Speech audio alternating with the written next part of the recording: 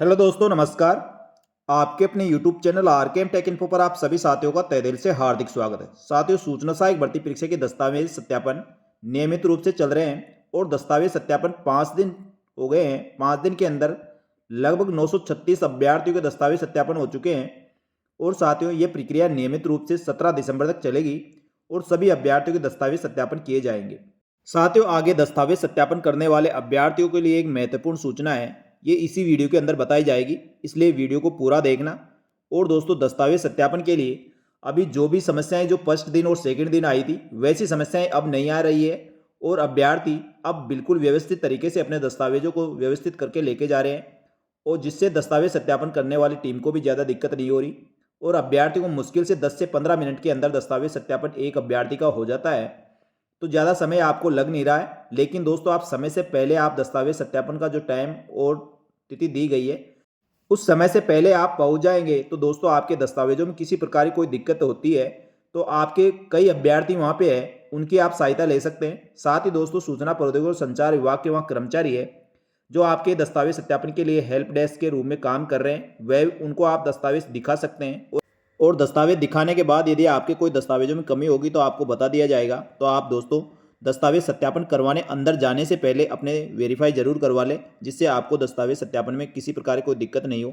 तो जो भी अभ्यर्थी दस्तावेज सत्यापन करवाने जा रहा है, तो दोस्तों, जो मेन गेट है, मेन गेट पे ही जो सोपे लगे हुए हैं, सोपे के ऊपर आपकी हेल्प के लिए और आपकी फ़ोटो कैप्चर के लिए कर्मचारी लगे हुए हैं, तो उनसे आप सहायता ले सकते हैं।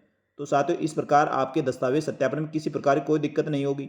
और साथ ही दोस्तों, जो अभ्यर्थी दस्तावेज सत्यापन में कई सवाल पूछ रहे थे, उनका जवाब दोस्तों पिछले जो वीडियो बनाए गए थे उनमें आपको बताया गया है, एफएक्यू भी जारी किया गया था। साथ ही दोस्तों, उसके बाद भी जब अभ्यर्थी अब दस्तावेज सत्यापन करवा के आए हैं तो बहुत सारी चीज़ें क्लियर हो गई है।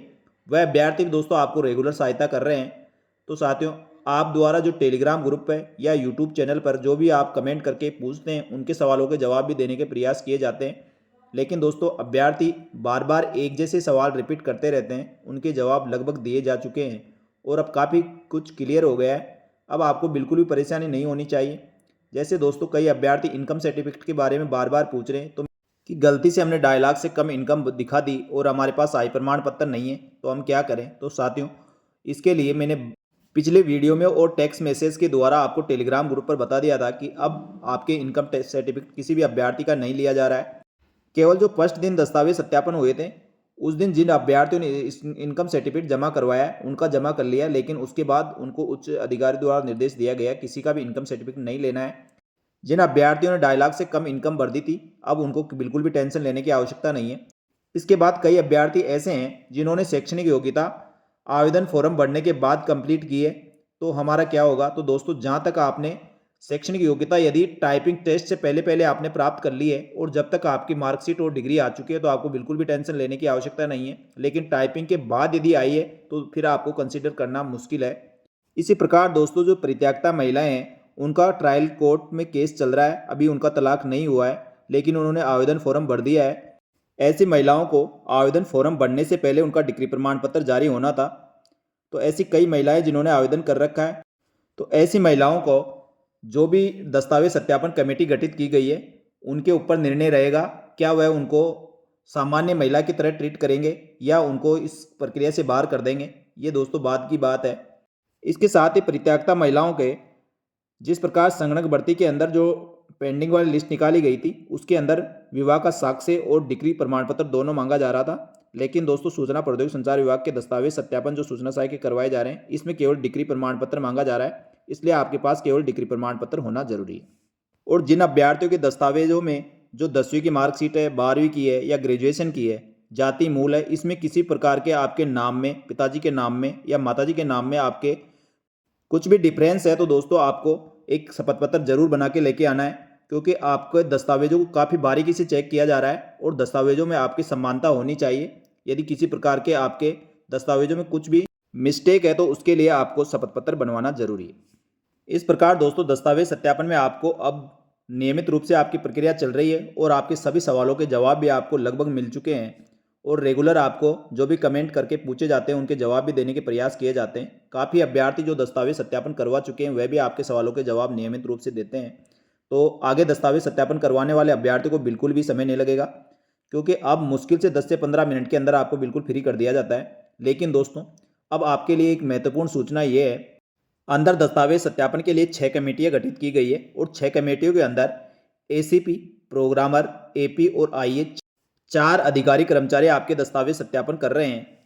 सबसे पहले आईए और एपी आपके दस्तावेज चेक करते हैं, जो लिस्ट में दिए गए हैं वह दस्तावेज है या नहीं है और माइनर कोई प्रॉब्लम तो नहीं है, उन चीज़ों को चेक करते हैं। उसके बाद वह प्रोग्रामर या एसीपी को रेफर कर देते हैं। लेकिन आईए एपी के द्वारा आपके दस्तावेज लेकर आपको बाहर भेज दिया जाता है और उसके बाद प्रोग्रामर और एसीपी उसको थोड़ा बारीकी से देखते हैं। तो दोस्तों, कई अभ्यर्थियों के यहाँ पे मिस्टेक हो जाती है, किसी के सिग्नेचर नहीं होते हैं, किसी के कई फॉर्म भरने के अंदर गलती रह जाती है, किसी के चेकलिस्ट में गलती रहती है, किसी के जाति मूल या शपथ पत्र के अंदर कोई प्रॉब्लम रहती है। तो दोस्तों, एक बार दोबारा से बारीकी से देखा जाता है। उसके लिए लगभग 20 से 30 मिनट का समय लग जाता है और अभ्यर्थी जैसे दस्तावेज सत्यापन करवा के बाहर आता है, वह अपने घर के लिए निकल जाता है। फिर बाद में उनको कॉल किया जाता है। कई अभ्यर्थी आसपास होते हैं तो वह वापस आकर अपनी कमी पूर्ति करवा लेते हैं, लेकिन कई अभ्यर्थी निकलने के बाद आना संभव नहीं होता है या किसी का कॉल नहीं लगता है, तो ऐसी परेशानियां होती है। तो साथियों, अंदर जो दस्तावेज सत्यापन करने वाली टीमों द्वारा अवगत कराया गया है, तो आप दोस्तों दस्तावेज सत्यापन करवाने के बाद जब बाहर आ जाते हैं तो आपको आधा से पौन घंटा कम से कम वहाँ वेट करना चाहिए, जिससे दोस्तों आपके दस्तावेजों में किसी प्रकार की कोई दिक्कत होगी तो आपको कॉल किया जाएगा।